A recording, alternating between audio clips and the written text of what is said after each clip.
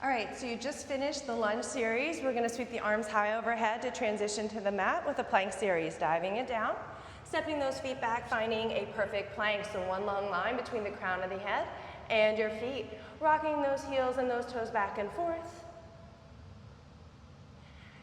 Your abdominals are up and in, belly button to spine, chin is away from your chest.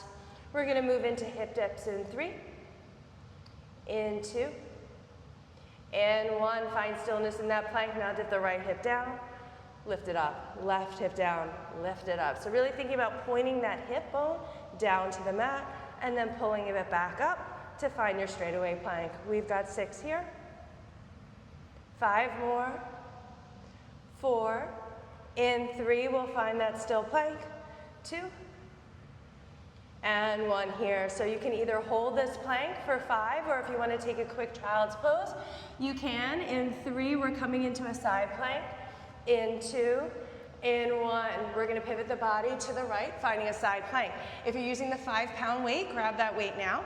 We're going to start with a row, rowing that arm up and down. So plugging that elbow up towards the ceiling and lowering it down. In 3, we're going to add a thruster, so that arm is going to go to 90. In 2, in 1, lift that elbow up, thrust it high, and then lower it down. Really thinking about movement like you're going between 2 panes of glass. The arm is coming high to 90, and then grazing almost the body as it lowers down. In 3, we're going to hold that arm up.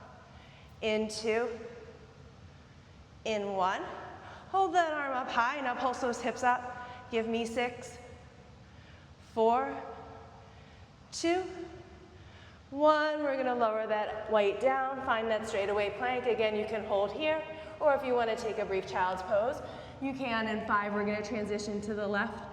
4, 3, 2, 1. Find that straightaway plank. Pivot the body to the left, grab a hold of that weight.